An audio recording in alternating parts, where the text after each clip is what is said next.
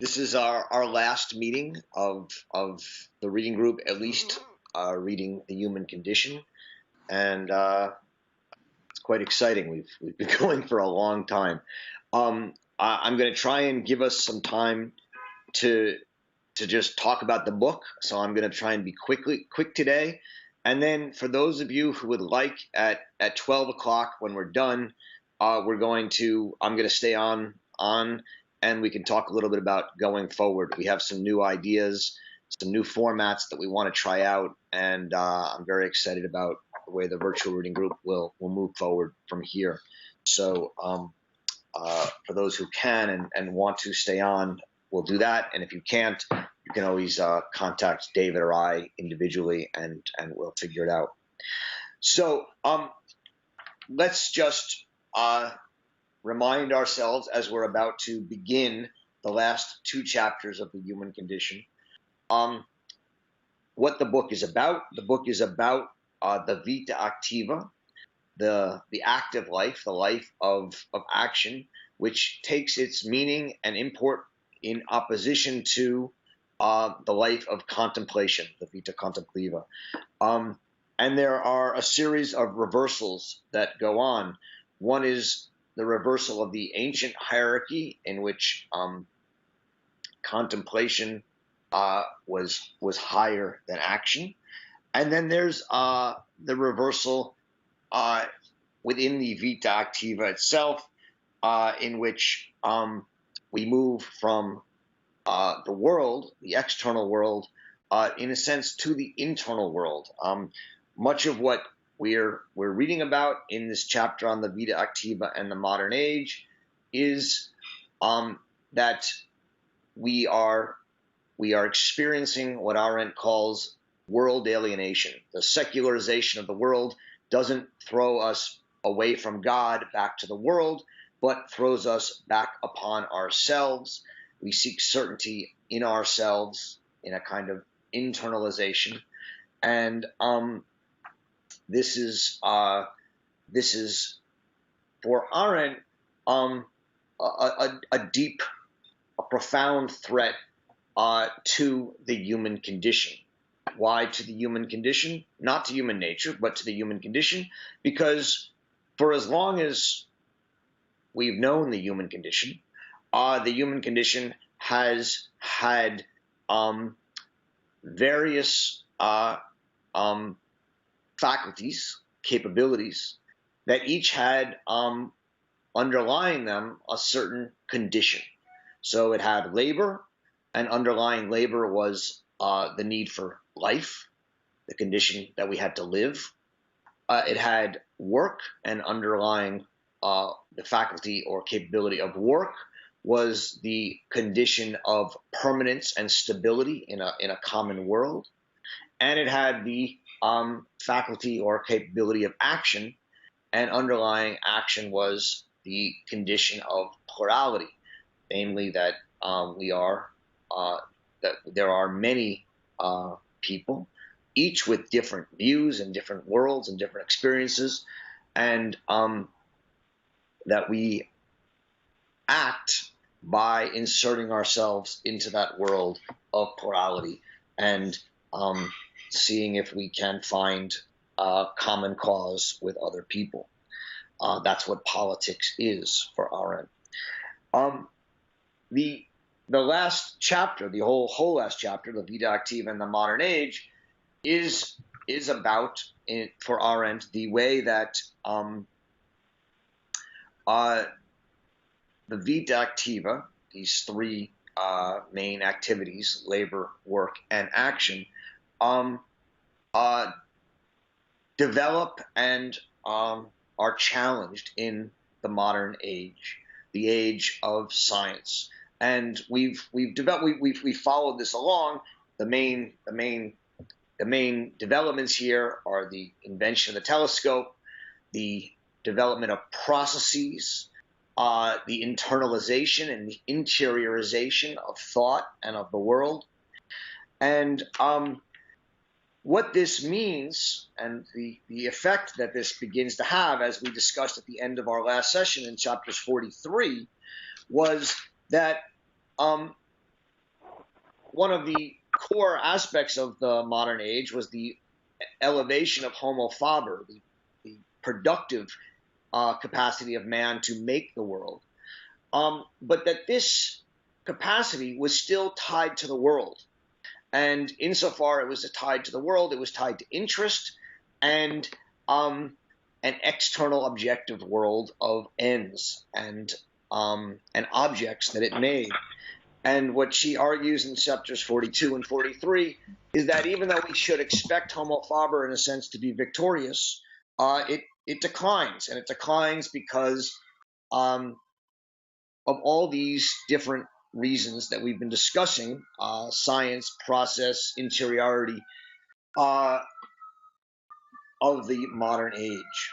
And now in section 44, she raises this question of life as the highest good again, not because of philosophy, but she says it actually has a much more real and much more obvious reason that life as opposed to stability, or labor as opposed to work, becomes the dominant and highest good in the modern age, and that's the hangover from Christianity. Christianity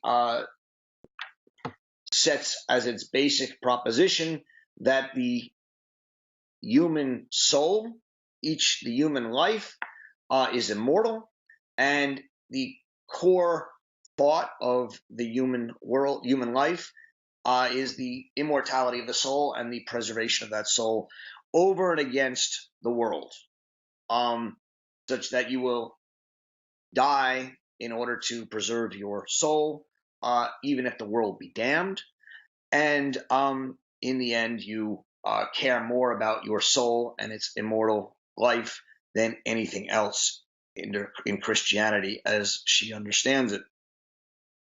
The loss of a belief in immortality and the rise of secularism doesn't turn us away from our individual life to the world. It turns us to the living life, our life in the world, as a living animal being, and it is our concern with our life that she says becomes the dominant and highest goal and activity of modern man in the modern age. And I'll just turn you to page 316, where she says in the middle of at the beginning of the first full paragraph, Christian emphasis on the sacredness of life tended to level out the ancient distinctions and articulations within the vita activa. It tended to view labor, work, and action as equally subject to the necessity of present life. It didn't elevate labor, work, or action as one necessarily higher than the other. It flattened them out. But quite importantly, and this is on page 318, at the bottom, she says, however that may be, the modern age continued to operate under the assumption that life and not the world is the highest good of man. In its boldest and most radical revisions and criticisms of traditional beliefs and concepts, it never even thought of challenging this fundamental reversal which Christianity had brought into the dying ancient world. No matter how articulate and how conscious the thinkers of modernity were in their attacks on tradition, the priority of life over everything else had acquired for them the status of self-evident truth. This is, for her, the core teaching of Christianity in the modern age, that life is the highest good. Why does that matter? It matters because the other highest goods for which we might live, immortality, justice, truth, etc., stand back behind life, and it means that we increasingly see both work and action homo faber and the active life as simply designed to keep us alive. And the result of that for Arendt is a flattening out of the active life, so that not only have we lost contemplation, we have also lost, for the most part, the life of creating and making, homo faber, and the life of action. That's the premise of section 44. I think it's. I hope if there's any. Let me stop for a second and see if there's any questions, and then we'll move on to the final chapter, the victory of the anima laborans. Are there any questions? I mean, it's largely a reading of Christianity, in which she says that, you know, I've gone through the last 100 pages and showed you how philosophy and science have elevated happiness and labor above action and work. But now I'm going to tell you that the real reason that it happened was just because of a hangover from Christianity and from the value of life as the highest good. So, are there questions about that? You have to turn on your mics if you want to ask a question. Hello? Yes. Roger? Yes. It's Rhea Pretzel. Hi. I have a question about assisted suicide, and Hannah Arendt talks.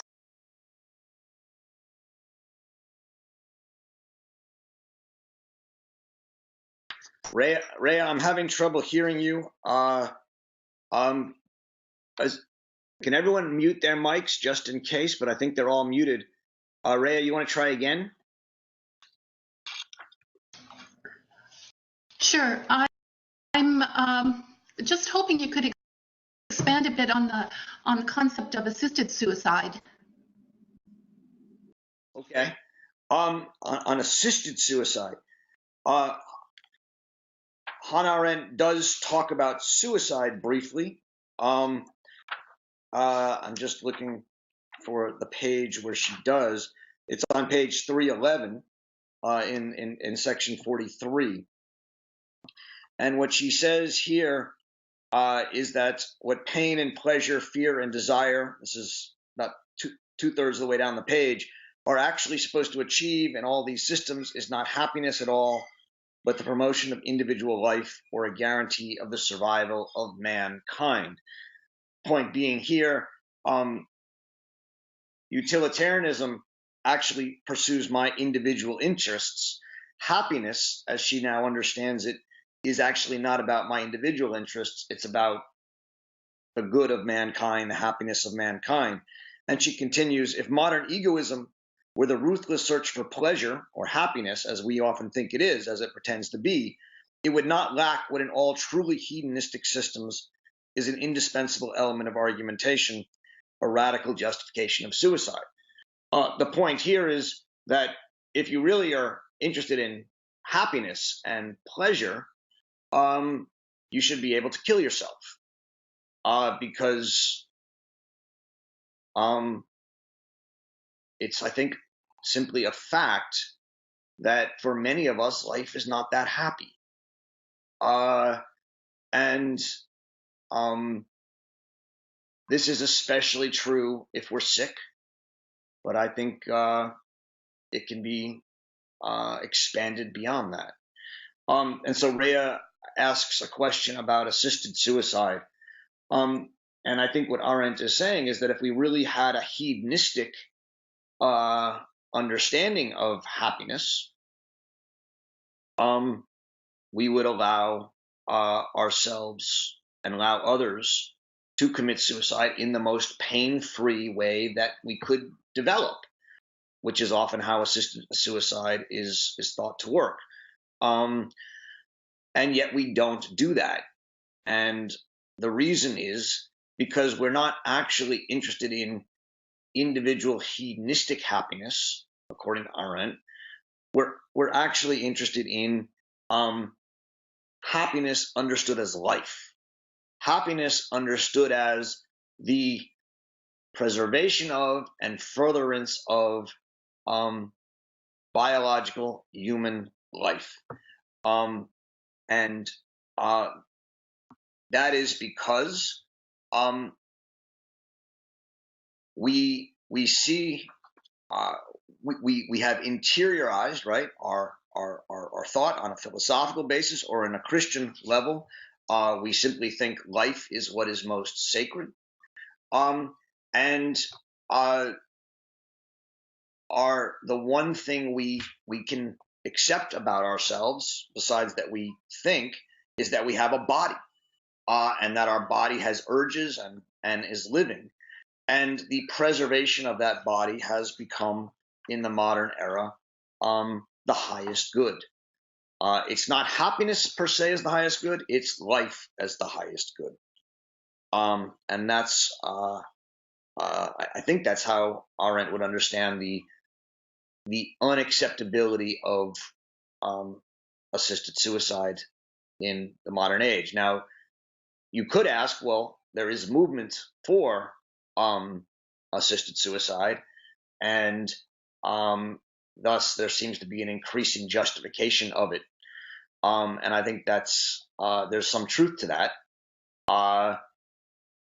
The problem we have is we have a hard time figuring out when people should be allowed to kill themselves, because we often don't trust them saying that they want to do it, and we are getting caught up in a lot of legalistic questions about can someone choose, when are they in a right mind to choose, etc. And should the state step in and protect them from killing themselves. But that's, I think, how, at least a beginning, Rhea, if I can start, of how she might think about assisted suicide. Did you want to ask more, Rhea, or is that? No, that's fine. Thank you. Hi, Roger. Yeah. Natalia? I'm Natalia. Yes, I was wondering about the importance of this notion of immortality in this opposition, if I can say that, between vita activa and vita contemplativa, or even between politics and philosophy. What do you think about this notion of immortality in Arendt's work? Okay. Thank you. The notion of immortality is central in Arendt's work. We talked a fair bit about it at the very beginning of the reading group, when we read the introduction to the book, which has 3 sections, the last one of which is on eternity versus immortality. And it's come up over a lot. For Arendt, a specifically human life is the only kind of life that can be immortal, as opposed to eternal. Insofar as mortals, what humans can strive to do is create a world in which they will live forever, and that's what politics is. So she cites the difference between the expression of this is on 314 at the bottom in the footnote 77, where she cites Cicero's remark about the sins of the political sins that lead to the death of a polity. And she says that the conviction in antiquity was that a well-founded polity should be immortal. And for Arendt, the work of action and the work of work is to create stable, lasting, immortal politics, worlds in which humans achieve some greatness. So there is a striving after immortality that is built into the human condition, but only insofar as we want to do great deeds and we want to create worlds that last forever with immortality, not eternally. Right? Eternally is a philosophical idea. It's a logical idea, but it's not a worldly idea. And the focus on life as the highest good is counter to the drive for immortality. Insofar as if we simply try and keep people alive, we will extinguish all dangerous acts. And it is dangerous acts, it is new acts, it is risky and bold acts that can, for Arendt, create the stories and the monuments and the ideals that will justify a world that lasts forever, a human world. Of course, there's a eternity to life, but it's a biological eternity. It's a species life, not a human life for Arendt. Okay? Okay, thank you, Roger. You're very welcome. Any other questions here? Hi, good morning. Yes. Hi, Rosanil. Hi. I was reading the page, I think it's 324, that when she states about the scientists and the scientist organization as the one who prevail, who survive in spite of conflicts. And she said that, Arendt says that it's ironic that happens. It's like scientist progression is, she sees it as an action and something that can happen during tyrannies and war conflict, but thinking is an activity that is impossible to achieve during conflicts and tyranny and during tyranny time. Sorry. Yeah. Okay. Thank you. Yeah, I mean, so this is in the next section, chapter 45, the last section on the victory of the animal laborans, right? So this is the end. What has won? What is the kind of humanity that has emerged in the modern age? There was the inversion of the vita contemplativa being hierarchically replaced by the vita activa. And now within the vita activa, the victory of the anima laborans, there's a certain amount of review that we get on page 320 to 321, in which we're told that this mortal individual is filled with uncertainty, and he's deprived of immortality, right? Because there's God is dead, and we no longer believe in that, and Cartesian doubt. We live in an uncertain world. But we're not thrown into the world because we don't even know if the world exists. We're thrown increasingly into ourselves and back on our subjective and introspective ideas.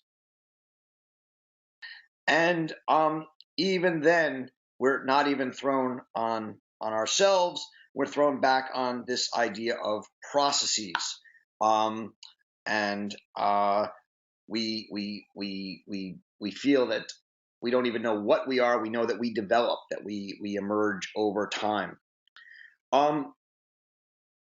In such a world, she says, what comes to dominate is the desire for the survival of the species. So if we look at page 321, and I'm going to get to Rosanil's question, which is a good question, but I just want to get there first. She says, we saw that before in the rise of society, it was ultimately the life of the species which asserted itself.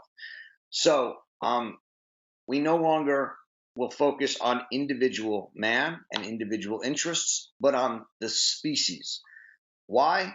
Because in order to keep people alive, we need to feed everybody.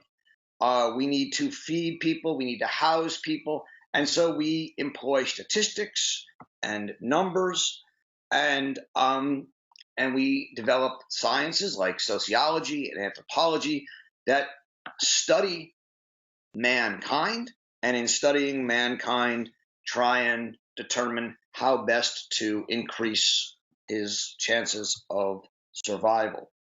And so she'll say in the middle of 321, the point is that now even the last trace of action in what men were doing, the motive implied in self-interest, disappeared. Right? So the point is, we're supposed to act not for our self-interest, but for the social interest. What does that mean? It means that we're supposed to rationalize our behavior. And this is what sociology and social politics is supposed to do. We're supposed to all act not for our self-interest, that's selfish, but for the societal interest. And what was left was simply a natural force, the force of the life process itself, to which all men and all human activities were equally submitted, and whose only aim, if it had an aim at all, was survival of the animal species man. None of the higher capacities of man was any longer necessary to connect individual life to the life of the species. We become part of man insofar as we rationalize our behavior so that we will survive.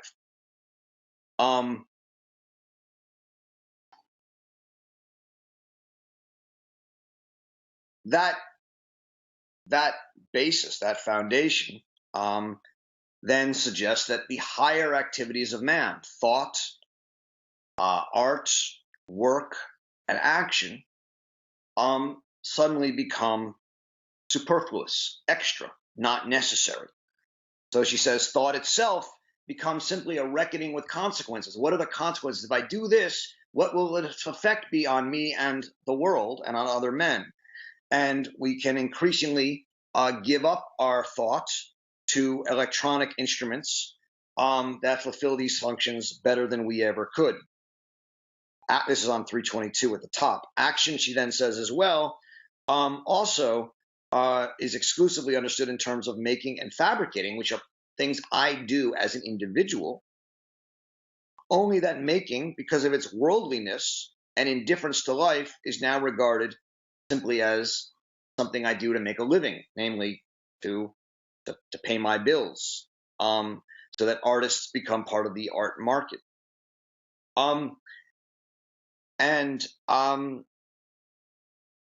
She then talks about the last stages of a laboring society, the society of a job holder. We are job holders. We are people who exist in order to hold jobs. When you go to a party or you go somewhere and you meet someone, they say, "How are you? What do you do?" That becomes who you are.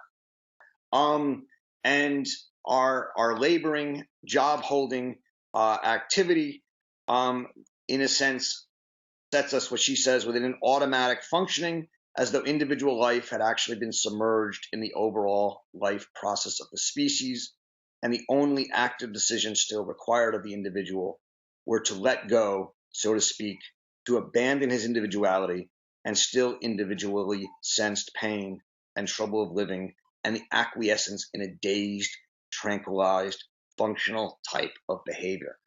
This is an astounding line, but what she's saying here is the one individual decision left to most of us today in our bureaucratic, job-holding, life-oriented society is whether we participated in it or not. Do we, participate in the automatic functioning? You grow up, you go to school, you get a job, you live, you die.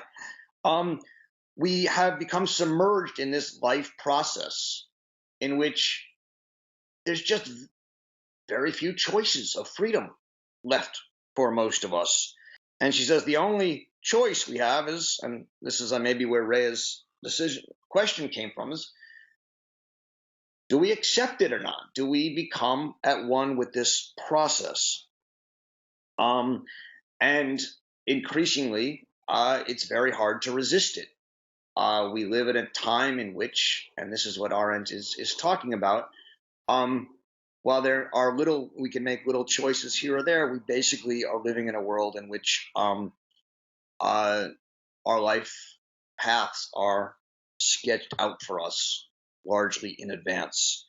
And she then can write at the bottom of this paragraph, it is quite conceivable that the modern age, which began with such an unprecedented and promising outburst of human activity, may end in the deadliest and most sterile passivity history has ever known. I do think this is what she has in mind, which is that we simply are following set patterns of behavior that are increasingly set and nuanced and remade. I'm looking for the right word and I'm not getting it. Are increasingly perfected by computer-aided scientists and specialists who make school as productive as it can so we can get a job, so we can live, so we can feed our family, so we can go on to the next step. This is what she calls the most sterile passivity the world has ever known, or history has ever known. We live for her largely driven by the one interest that we all need to conform to, which is to keep ourselves fed, housed, and alive. And she then says in this very dark sentence that follows it on 322, but there are other more serious danger signs that man may be willing and indeed is on the point of developing into the animal species from which, since Darwin, he imagines he is to come. Namely, we are reverting back to being an animal from out of which we come. And if in the concluding we return once more to the discovery of the Archimedean point and apply it, as Kafka warned us not to man himself and to what he is doing on this earth, it at once becomes a manifest that all man's activities, watched from a sufficiently removed vantage point, would appear not as activities, but as processes. Namely, and you see this all the time, the thing I love is when you watch the newspaper and they have these little maps of a country or the world with all the little lines going to where people traveled on Thanksgiving, right? The point is, looked at from afar, from way out in some sort of a universalist point of view, we just become data points on the map of human behavior. And as we become these data points, we can be predicted. Now, not each individual per se, maybe, not yet, but this is the hope, of course, of the big data society, which is that we will be able to predict human behavior, but not only predict it, improve it, better it, and that this is the dream that we are all complicit in, but also angstful of and worried about, that as we increasingly give our medical data and our personal data to the cloud, because it will make us safer and healthier, which we want, we increasingly lose the spontaneity to act freely that Arendt sees as essential for humanity. We essentially submit our individual interests to the overarching one interest of society, which is health, safety, security, and in doing so, lose the plurality that for Arendt makes up the condition of human action. And these are her fears.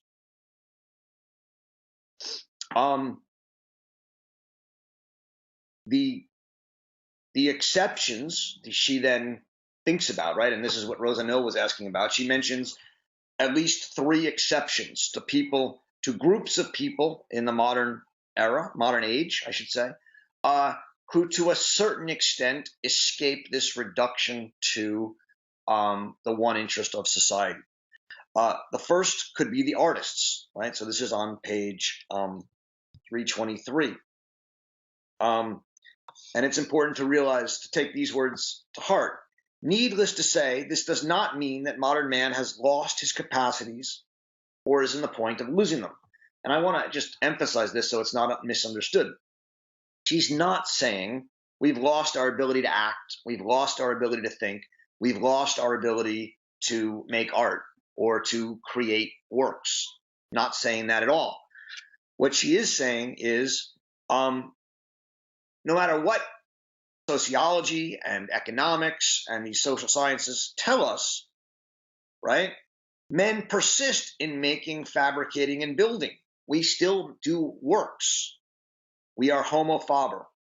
Although, and this is the scarier line, although these faculties are more and more restricted to the abilities of the artist, so that the concomitant experiences of worldliness escape more and more the range of ordinary human experience. What's being said?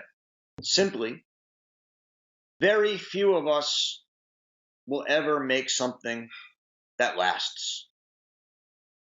Very few of us have the ability or the desire to make something that lasts. Most of us spend our time simply living, working, job holding, raising kids, etc., contributing to what she calls the reproductive species life, the biological species life of man.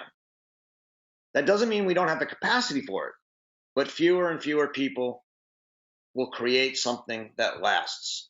Now you might say, well, most people didn't in history, and you know, there's a lot of truth to that.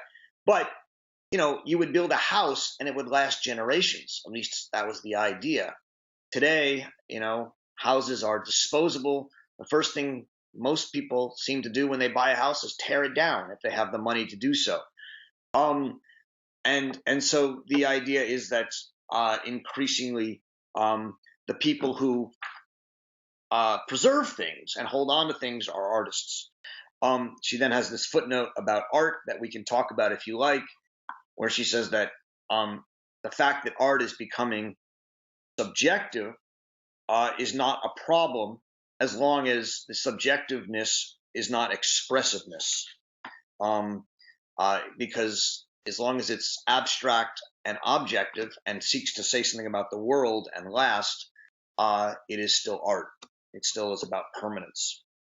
We can talk about that if you'd like. The second group of people that she mentions that are in some way still making use of their capacities for non-simply living are the scientists. Because what scientists do, and this is what Rosa Mill was talking about, is release processes into the world that can radically change the world forever.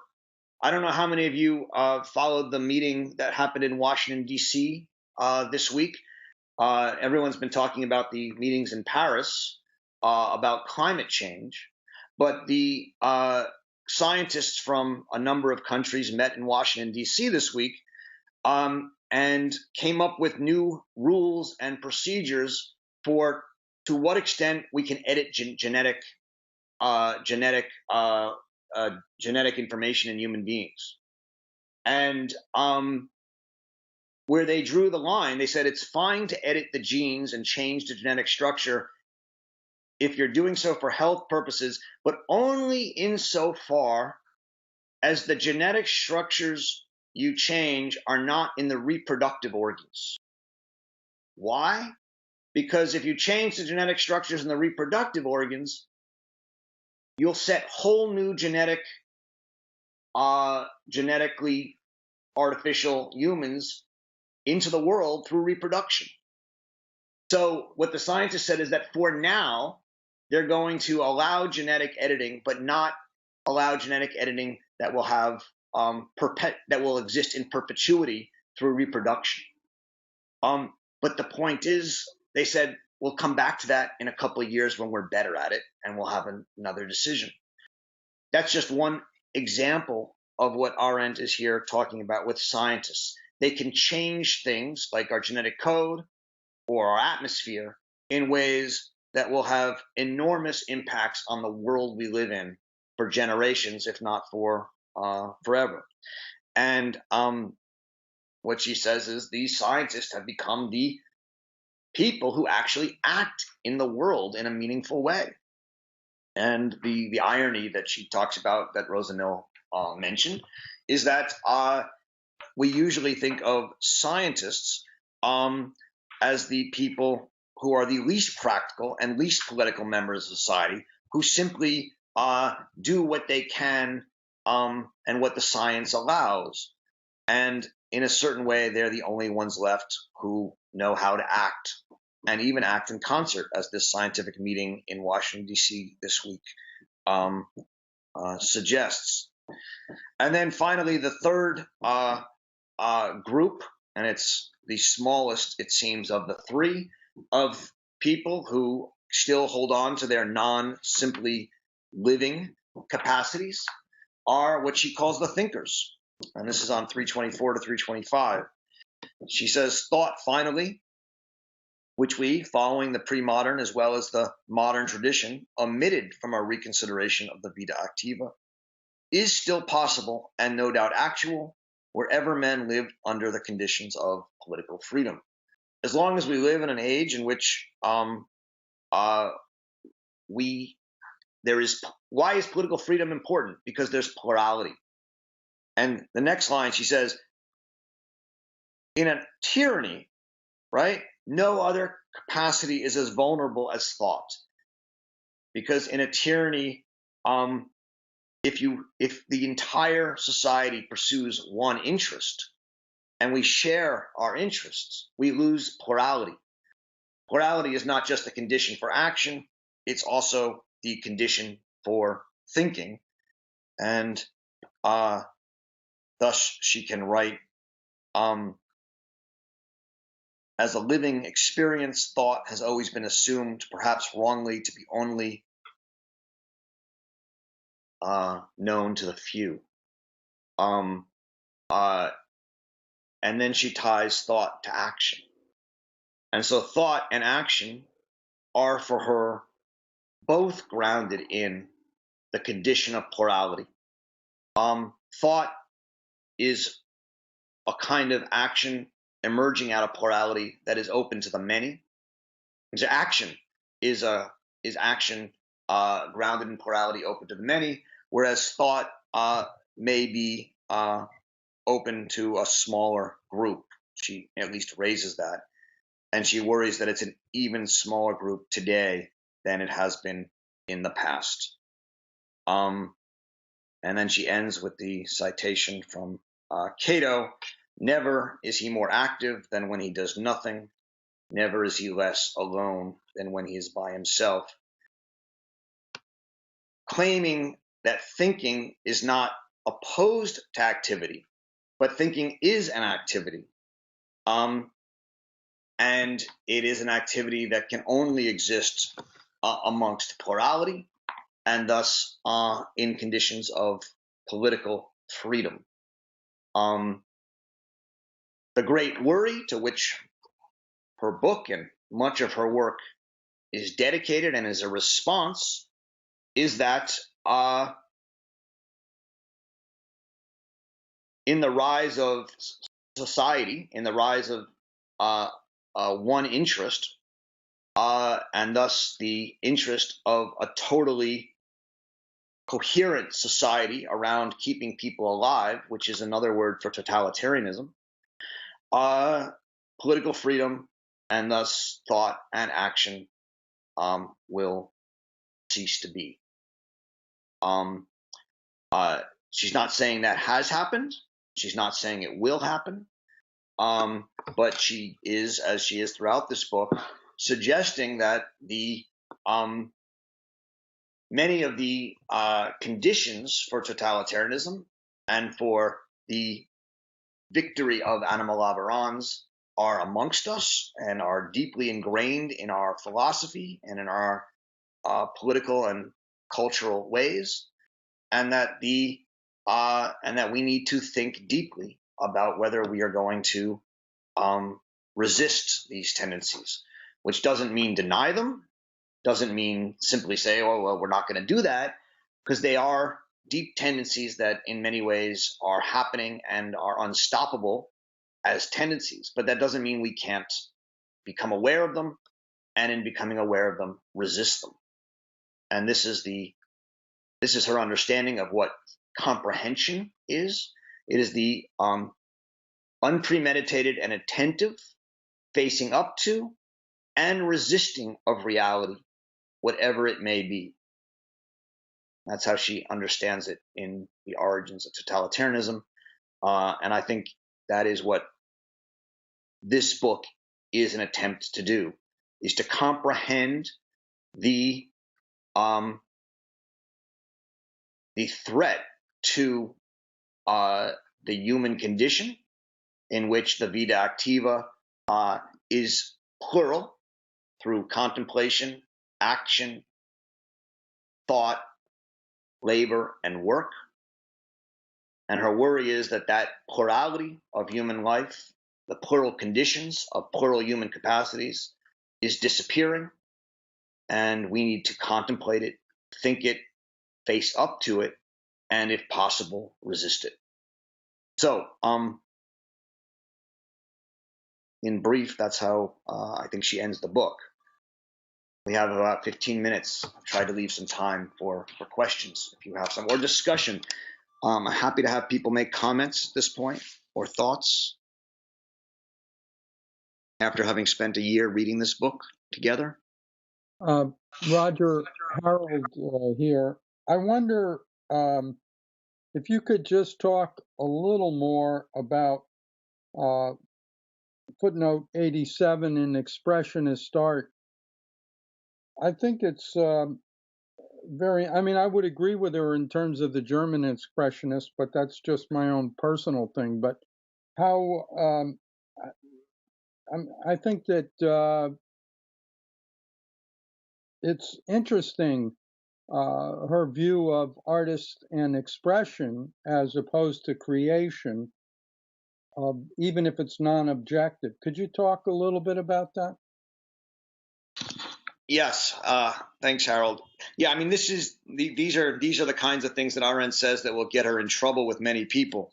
But the premise is that for her, art is the most worldly of activities. What art is not just anything that an artist does. Art is the attempt to make something that will last. In order to make something that will last, you have to, for her, as an artist, be somewhat of a pariah, be somewhat of outside society. Because if you're in society, what you're going to make is what everyone else is making, and therefore what you make won't last. It's just another commodity. So an artist has to stand outside and be somewhat of a loner, be somewhat invisible, and from that distance, gain a new thought that is new and insert it into the world by making something. And that something can either be ignored or people can respond to it. They can hate it or they can love it. And in doing so, something new is entered into the world. And so the actual production of the artist is an action of work, but the inserting it into a world is an action, and it becomes political. And thus, for her, art has to be engaged with saying something about the world that other people can respond to. That is why, for her, art can't be purely subjective. Because if all I do is put my pain into the world, what can people say about my pain or my feeling? And so if we just express ourselves, people can say, great, nice, see you later, but there's not much that your pain can do for me or your love can do for me. And so for her, art that is purely expressive is a contradiction in terms, as she says at the bottom of this footnote. Obviously, there's a lot of expressive artists out there who would beg to differ. And we can have a conversation about whether you agree with them or not. But we can also have a question of whether her definition of art is meaningful, namely that art for Hannah Arendt is the insertion of something new into a world where it hopes to have an impact and hopes to last. And that's a particular view of art. It's a very traditional view of art that many contemporary artists wouldn't share. But whether they're right or wrong, the contemporary artists, to the extent they give up her idea of art, they reduce the worldly impact of art in making it an expression of feeling. And they turn art increasingly, as she argues at the end of the section on work, into a hobby. Something one does because one likes it and it gets something out of it. And she says that's what art is increasingly becoming for most artists. Either a career, namely, I'm a job holder, I'm an artist, I make money through my art, or a hobby. But the Arendtian idea of art as someone who retreats from the world, is touched by the muses, and then makes something beautiful that draws and seduces people to this new idea in the work of art, is not so in vogue these days.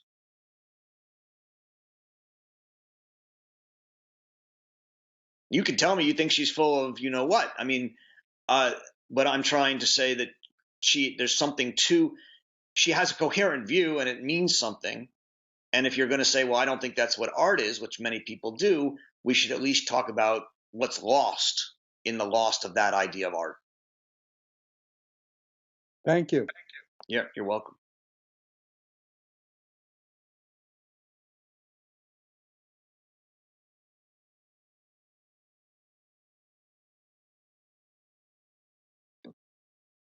Are there other comments or questions?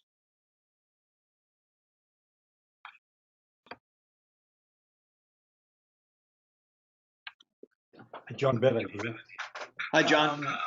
I just really have a comment. You know, when I started to read the book, I felt so optimistic, and at the end of the book, I wonder whether I should be pessimistic. And well, as an example, you know, I noted that one of the candidates for the presidency, I think it was Marco Rubio, said recently, "What we need are less philosophers." You know, he might have said, sort of fewer philosophers, but he said less philosophers, which made me think, you know, when you're talking about Arendt's idea on thought, is he saying, you know, we need less thought in the world? And that seems to back up, some of the things that you've been talking about in this session. That's all. Yeah, no, it's a good comment. I think what he said is less philosophers and more plumbers. Or is it plumbers or engineers? In any case, one thing I will say is I don't think Arendt. I mean, all the philosophy blogs went crazy and said, "Oh my God, he wants fewer philosophers." I'm not sure Arendt would disagree with him on the fewer philosophers part. She's not. She doesn't call herself a philosopher, and she thinks that philosophers have largely gotten lost in either in the weeds of very picayune little arguments, or have largely retreated from the world to such an extent that people like Mark Rubio can say what they are saying, because philosophers don't seem to have much impact in the world. And Arendt says the same thing in not I forget exactly what page it's on, but she says, philosophers have largely become unimportant in the world. And she would agree with Marco Rubio in that, to that extent, I think. I think where she would disagree with him, or is not to say that what we need is more plumbers or more engineers. What she might say is we need more thoughtful plumbers and thoughtful engineers. We might need more people who are citizens in addition to be plumbers, and in addition to being engineers, and in addition to being artists, and are insistent that while it's important to cut taxes and live a good life, it's also essential that we build a meaningful public community in which we pursue ideals like justice or truth or beauty that inspire us and convince us, persuade us to put more importance on our common plural world than on our individual attempts to stay alive as members of the species being. I don't think she thinks that philosophers are going to help us do that. Now, some might not. I think she thinks thinkers will help us do that, and philosophy doesn't have the the last word on thinking for her. What makes someone think? Plato says wonder, the sort of sight of truth that strikes you. For Arendt, I think what makes us think is plurality, difference, uniqueness, surprise. The act or the thought or the speech of somebody that makes us say, wow, I hadn't thought of that before, and I should think about it. And we should talk about it, and we should try and persuade each other. And in the process of doing that, we will think and we'll have these conversations. But in a world in which what we really care about is just that we have an efficient economy, those kind of conversations, which are often very painful and disorderly and take a long time, and we disagree, those kind of conversations are uncomfortable. They're difficult, and they waste time. And I think that's what she thinks we need. I don't think Marco Rubio understands that, but I don't think any of the others do either, to be honest with you. I just want to say I don't think she's not calling for everyone to study philosophy. Philosophy can help insofar as it can attune you to the rigor and precision of thinking with great thinkers. But I have to tell you, so too can biology and physics and psychology. The problem is not that people study psychology. The problem is that no psychology in the department in the country teaches Freud anymore, let alone Aristotle, because they're not psychologists, they're not scientists, they're not telling you how to, cure your brain. It's just not taught. And the problem is not that people watch Fox News; it's that they only watch Fox News if that's what they believe in. And they stop encountering opposition, stop encountering people who make them think. I guess we're going to end there. But let me say, what I said is that I would stay on the line. I have another half hour or so, and I'm happy to continue talking about the book. But also, I want to talk a little bit about what we might do next. So first of all, I really want to thank all of you for sticking with this for many of you more than a year now that we've been doing this. It's been a learning process. It's the first time I've done it, virtual reading group, and I really had no idea what to expect. So those of you who stuck around and those of you who've been joining more recently, great. We're going to try and keep this community going and I hope growing, but we're going to also try and do it in ways that allow more participation from all of you and make use of technology in better ways. And we've been working with some people who know a lot more about technology than I do to develop some new ideas. And we're going to try them out in the coming months. So partly as a result of that, my thought is that for the next 4 or 5 months, we're going to do a couple of shorter Hannah Arendt essays that we can do either in 1 or 2 or 3 sessions. The idea being that in each of these different, each essay will try some slightly different techniques and see if we can find some new and better ways to run this. And so my current thought was, just because it was timely and it's a short, not that long, and it's something that people might be interested in, is her essay "We Refugees," about her experience as a refugee after World War II. And there's certainly a lot of interest in refugees around the world today. And so I thought we might read that and talk about it in January. If people don't want to read that, we can pick something else, but it was just an idea. Another essay of hers that I thought we could do in 2 or 3 or 4 sessions, probably 4 sessions, but is a really good essay and meaty in many ways, is her essay on violence, which again I think is deeply relevant today. So I thought about doing some things like that. So just briefly, I'll put out some of the ideas we've had. One idea is that instead of me coming on and for 20 or 30 minutes of the hour speaking at you and then taking questions, in which I speak at you again, I'm thinking that I will, a couple of days ahead of the session, film the introduction, and then we'll post it online and send you the link to it, and you'll be able to watch the introduction ahead of time, so that when we meet, we can actually have the conversation.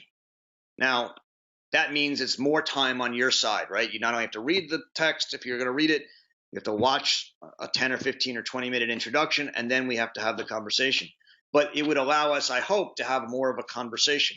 But you guys can tell me if you think that's a good idea or a bad idea, and we can try it, or we can try something else. I know a number of people, including John Bevan, have asked for more like a forum where people could type and talk about their ideas. And we've been looking at a number of different technological websites that would allow us to do that. And one that's free and that seems to be, according to people who know a lot more about this than I do, the best fit for what we want to do is called Slack, S-L-A-C-K. And we've now opened a Slack account for the Hannah Arendt Center. And David Bisson is going to send to all of you an invitation to join the Hannah Arendt Center Virtual Reading Group Slack forum. It will be programmed so that whenever any of you comment in it, I will get an email. And you can also program it so that if anyone comments in it, you get an email. And I will then answer whenever I can questions that have as you're reading, after the reading group, etc. And it will be, and everyone can read the questions and answers, and it becomes an opportunity for us to have a virtual meeting over time, so that the conversation can continue. That's just an idea. The hope would be that if I send out the video ahead of time, our actual meeting every Friday, every first Friday of every month, will actually be more discussion, more question, more discussion. And then we'll also have Slack, and it will give us more time for you guys to have some participation in the reading group, if that's what I'm hearing from some people that they would like.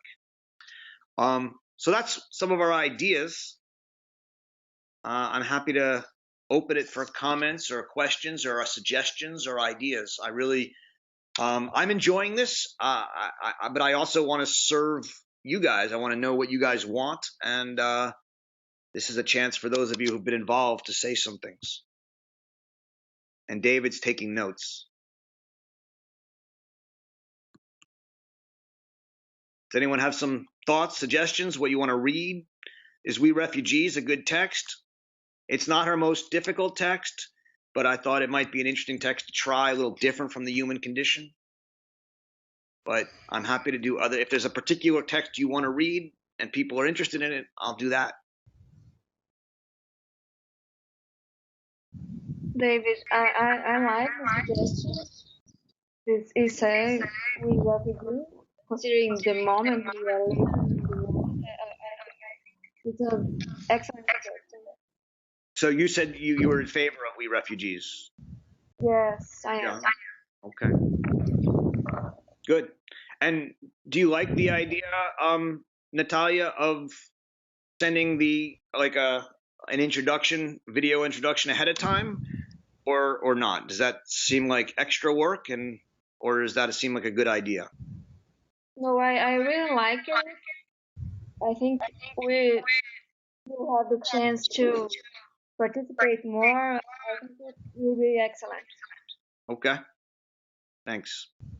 Does anyone think that's a bad idea and we shouldn't do that? Does anyone worry about that in some way? I was thinking that We Refugee is a great idea, especially in the current events, and it's a very human, it will put you in contact of Arendt as a human being, as a person, and I think it's a very enlightened test.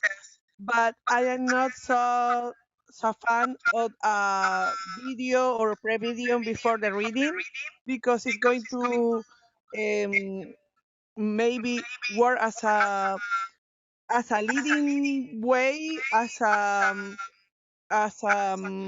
filter of the reading. I don't know if you understand what I mean. No, I do. I mean, my hope would be that you would read the material before watching the video. So it's a little bit more work for you. It's also more work for me, right? Because I have to prepare it ahead of time, and I have to be in a place where David can film me doing this. But the idea would be that then when we have this hour, I'm filtering the reading for you in some way anyway. When I give my introduction, we would have more chance to talk. I guess you could all not watch the video if you don't want to, and we could just talk, and that could happen too. But my worry is that if we don't watch the video, and there may not be so much to talk about, but we'll see. I mean, I'm open to trying. I'll obviously come prepared to say some things if people need to be prompted. But my hope would be that by reading it and watching the video ahead of time, and maybe typing some questions in Slack, we'll actually have a better opportunity to have a conversation. You know, this technology, Blue Jeans, works pretty well, but we'll see. I mean, to have more of a conversation is going to be interesting, and I hope it will work. But we can try. So that's what I thought we'd do. We'll try that out for We Refugees, and we'll see how it works. Does that sound like a plan? Does anyone want to suggest something? Yep. Yeah. I'd like to try. Okay. So David is going to send you information out on Slack. It's already set up, and when you get it, you can type in some questions or comments. And I'm happy to have you. I should say this. I'm happy to have you comment still on the human condition. You can type out a question, and we'll try and get the Slack conversation going. I'm learning on technology as well as you are. Adriana, did you want to say something? Yes, I think the introduction, the video is a very good idea, and we can have more time to prepare questions, and it's a very good idea in the text. And after the text about the refugees and the text about the on violence, I would like to suggest the between past and future. If we could read. So for those of you who don't know, Between Past and Future is a book that Hannah Arendt published in 58, and then republished again later with some extra essays in it. And it's a collection of essays, but it's also a coherent book. And it's a wonderful book, and it's one of my favorite texts of Hannah Arendt. The nice thing is that because it's a collection of essays, you could read an essay either a week or a month, or you could break the essays, because some of them are long and complicated, up into 2 or 3 month bits. And so let me just ask you all this as a question. Let's say there's a 30 or 40 page essay, which is what many of them are. They're not easy. Would you want to read it all in 1 month, or do you want to break it up over 2 or 3 months? I'm happy to do either one. I'm never sure how much reading people. I know you guys are all busy. You have other things to do. I'm not sure if you want to try and read an essay in a month or break it up and have more time to discuss it part by part. Roger, can you hear me? Yes, I can.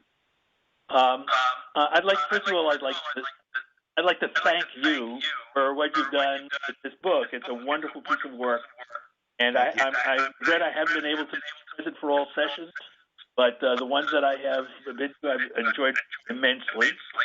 And so it's you to thank us, but I think we need to thank you as well. Well, I appreciate that. Who is this speaking? Because I only I'm sorry, this is Jack Hirsch calling.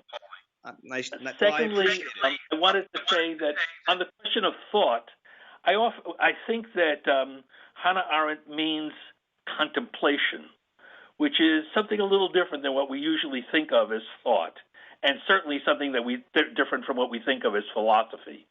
And I think when she speaks of thought at the end of this book, she's thinking about the contemplative effort, which I know that she thought of as a kind of action. So I want to get that said. And then thirdly, I think I like very much the idea of having a video presentation in advance. I haven't been able to make all the sessions, so I think other people may have had the same problem. I don't know how many. I don't know how many have been truly faithful. But I think you've got together a group of people who are really deeply interested in pursuing this, and I think that the easier you make it for us to interact with you and each other, the better the outcomes will be. Thank you, Jack. And I think that's right. And I think there have been a couple people I think who've been here for everyone, and applaud to you guys. But the point is not. This is not a. This is something that you can come in and out of. And by the way, Jack, I think all the sessions you missed are available to be watched online if you'd like. And I know some people have made use of that, and I encourage you to do so. So I think we're going to try this. Just to touch on your claim about contemplation, Hannah Arendt means something quite specific by thinking, and also by contemplation. So, I don't know what you mean by contemplation, but she doesn't think thinking is contemplation. She thinks thinking is a conversation between two people who respect each other but disagree. Thinking requires at least two people, and it requires some disagreement. Contemplation can often be a little inactive from her point of view, whereas thinking is always active, which is why she quotes that last line of Cato, "I am never more active than when I'm alone and thinking, and never more alone than when I'm with others and not thinking. Never is he more active than when he does nothing. Never is he less alone than when he is by himself. Because when you're by yourself, you're thinking by conversing with yourself, not simply by contemplating some truth, but having a conversation with yourself. Well, I guess that's what I meant by contemplation. But yeah. So I just wanted to. It's a contemplation as opposed to just thinking. So. Great. But anyway, thank you. As long as we do that. So we're going to try this. We're going to. I think we'll meet the first Friday of January is like January 1st or 2nd. We're not going to do that. So we'll plan on meeting like whatever the first Friday in January is. That's not right near New Year's, and we'll do We Refugees, and we're going to send out a video at least a couple days ahead of the meeting, and we'll try it from there. Will you also send out Say that again? Will you also send out a copy of the text? Yes, we certainly will. You can either we'll send out a link to order the text if you want to buy a book version of where it's in, or we'll also send a PDF so that you can read it along with us. It's a short text, We Refugees, so it will be a nice break from the real heavy lifting we've been doing with we started with one of the hardest books, The Human Condition. So congratulations to you all. Some of her writing is more accessible, and certainly We Refugees is on that along those lines. So I think it'll be a nice change of pace. Any other comments or questions, suggestions? Hi, Roger. I just want to say one thing. First, I want to thank everyone for making this virtual reading group such a success so far. It's been a pleasure working with all of you. And I just want to state that, we've had some great ideas exchanged today. We will be sending out a survey afterwards just to get your thoughts if you have something pop up in a couple of hours or over the weekend, something like that. Let's keep the dialogue going so, going into the new year, we can make this the best that it can be. So just want to say thank you all again and really looking forward to the new year. And I'd like to just thank David for all of us. Many of us are not so technically inclined, and David has kept this going beautifully. And I think and he's the one who's doing the research to move us forward into the Slack world and the video world and all these new ideas. And he's been collecting ideas and doing research on how to best do this. And I really appreciate the work he's doing. So thanks, David. Thank you, Roger. Happy holidays. Yes, bye. Thank you, Adriana. I hope everyone sees that. Everyone have a very happy holidays, whatever you celebrate, and a wonderful new year. And I'll see you in January. Thank you very much. Bye. Bye-bye. Thank you. Thank you. Thank you very much. Thank you. It was great. Thank you.